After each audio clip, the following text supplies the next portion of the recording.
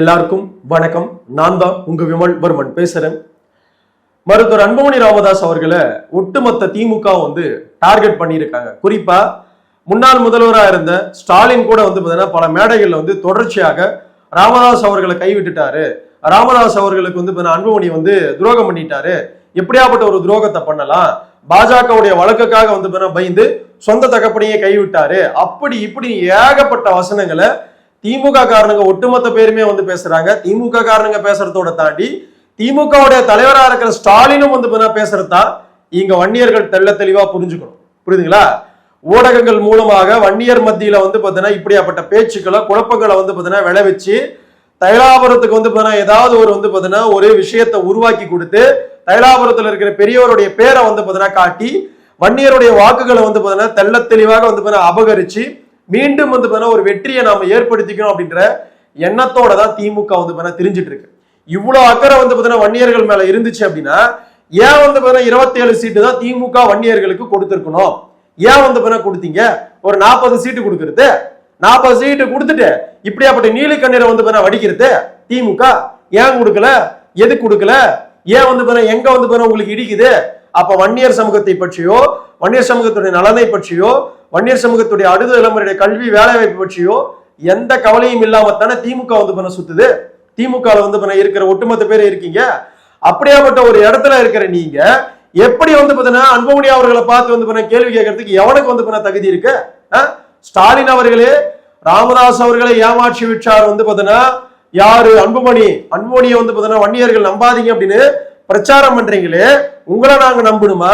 திமுகவை நம்பணுமா? தைலாபுரத்துல இருக்கிற ராமதாஸ் அவர்களை நாங்க நம்பணுமா? நீங்க எல்லாம் ஒன்னாதான் இருக்கீங்க.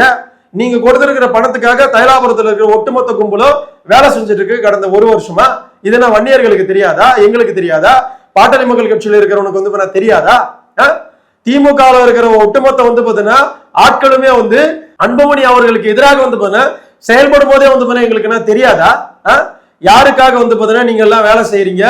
எதுக்காக வேலை செய்யறீங்க? ராமதாஸுக்காக இவ்வளவு தூரம் நீலி கண்ணீர் வெடிக்கிற நீங்க ராமதாஸுக்கு வேற வேலை இல்லைன்னு சொன்ன ஆளுதான ஸ்டாலின் அவர்களே. என்னது இது? எங்க திமுக ஜி.கே. மணி மோகனுக்கு சீட்டு கொடுத்துட்டா ஒட்டுமொத்த வன்னியர்களும் இன்னும் காரி துப்பிடுவாங்க அப்படின்னு சொல்லிட்டு காங்கிரஸ் கூப்பிட்டு ஒரு சீட்டை தமிழ் கவர்னர் கொடுத்துருங்க. ஏன்னா நீங்க பாமக உடைஞ்சிருக்கிறதுக்கு மிக முக்கிய காரணம் ஜி.கே. மணி தான். ஜி.கே. மணிக்கு கண்டிப்பா பிள்ளைக்கு சீட்டு கொடுக்கணும், காங்கிரஸ் சீட்டு கொடுக்கணும், பெண்ணாகரத்தில் நிக்க வைக்கிறோம் அப்படின்னு இப்படியாப்பட்ட ஒரு பெரும் வேலையை பார்த்தது யாரு? ஸ்டாலின் அவர்கள் நீங்க தான் அப்படின்றத வன்னியர்களுக்கு தெரியாதா? எங்களுக்கு புரியாதா? நாங்கன்னா முட்டாளுங்களா? நாங்கன்னா எதுவுமே தெரியாம திமுக ஓட்டு போற இடத்துல வன்னியர் புறம் இருந்துருவோம் அப்படின்னு என்ன பகல் கனவு கண்டுட்டு இருக்கீங்களா ஸ்டாலின் அவர்களே? இத வன்னியர்கள் புரிஞ்சுக்கணும். புத்தின்னு ஒண்ணு இருந்தா, மானவ ரோஷன் ஒண்ணு இருந்தா, சூடு சொரணம் ஒண்ணு இருந்தா, அடுத்த தலைமுறையோட கல்வி வேலை வாய்ப்பு அதிகாரத்தை பற்றி கொஞ்சமாவது சிந்தனை இருந்தா திமுக ஓட்டு போடக்கூடாது. புரியுதா இல்லையா? திமுக வன்னியருடைய 10.5% எவ்வளவு தூரம் எதிர்த்து வன்னியர்களுடைய வாழ்வுல மிகப்பெரிய ஒரு விஷயத்த பண்ணி வச்சிருக்கு அப்படின்னா இந்த துரோகத்தை வன்னியர்கள் மறக்கலாமா? 10.5% கொடுக்காம எத்தனையோ பிள்ளைகளுடைய வாழ்வாதாரத்தை கெடுத்த திமுக வன்னியர்கள் நம்பலாமா? நம்பி அவர்களுக்கு வாக்கு செலுத்தலாமா? திமுக இருக்கிறவங்க வன்னியர் உணர்வோட தான் இருப்பான் அப்படின்ற எண்ணத்தை வன்னியர்கள் யாராவது வச்சிருந்தீங்க அப்படின்னா நான் அடிச்சு சொல்ற ஒருத்தன் கூட வன்னியர் உணர்வு கிடையாது. அப்படி உணர்வு இருந்திருந்தா வன்னியர்களுக்கு 10.5% கடந்த ஆட்சி காலத்துல நிகழ்ந்திருக்கும், நடந்திருக்கும். புரியுதா இல்லையா? வெறும் வன்னியர்களுக்கு 10.5% கொடுக்காமலே வெறும் 27 சீட்டு தான் திமுக கொடுத்து இவனுங்க என்ன நம்மள பண்ணிடுவானுங்க, இவனுங்க என்ன நமக்கு எதிராக ஓட்டு போட்டுருவானுங்க, அவ்வளவு பெரிய ஆளுகள் அவனுங்க. இவனுங்க எல்லாம் வெறும் சீட்டுக்காக நாம பணம் கொடுத்தோம் அப்படின்னா நாக்க தொங்க போட்டுக்கிட்டு வன்னியர் போற நமக்கு ஓட்டு போட்டுரும் அப்படின்ற எண்ணத்துல தானே 27 சீட்டு 2026 சட்டமன்ற தேர்தலில் திமுக வன்னியர்கள் கொடுத்திருக்கு. அப்போ வன்னியர்களை பற்றி எந்த அளவுக்கு மட்டமாக திமுகவும் திமுகவுடைய தலைமையில் இருக்கிற ஸ்டாலின் நினைச்சிருந்தா இப்படியாப்பட்ட ஒரு வேலையை வன்னியர்களுக்கு எதிராக பண்ணிருப்பாங்க. வன்னியர்களுக்கு 10.5% கொடுக்கல, எல்லாத்தையும் எதையுமே கொடுக்கல. ஒரே ஒரு எண்ணம், ராமதாச நம்ம பக்கம் இழுத்துட்டோம், ராமதாசுடைய பேரை வச்சுக்கிட்டு நாம வன்னியருடைய வாக்குகளை பெற்றுடலாம் அப்படின்ற எண்ணத்தோட திமுக இருக்கு அப்படின்னா அதற்காக கடந்த 8 மாதங்களுக்கு மேலாக ராமதாசும் வந்து உழைச்சிட்டு இருக்காரு அப்படின்னா அப்ப வன்னியர்களாகிய நாம ராமதாஸ் கும்பலுக்கும் திமுக கும்பலுக்கும் ஓட்டு போடலாமா? ஓட்டு போட்டோம் அப்படின்னா வன்னியர்களுக்கு நல்லது நடக்குமா? வன்னியர்களுக்கான 10.5% வன்னியர்களுக்கான இடஒதுக்கீடோ கிடைக்குமான்றத வன்னியர்கள் தெள்ள தெளிவா புரிஞ்சுக்கணும்.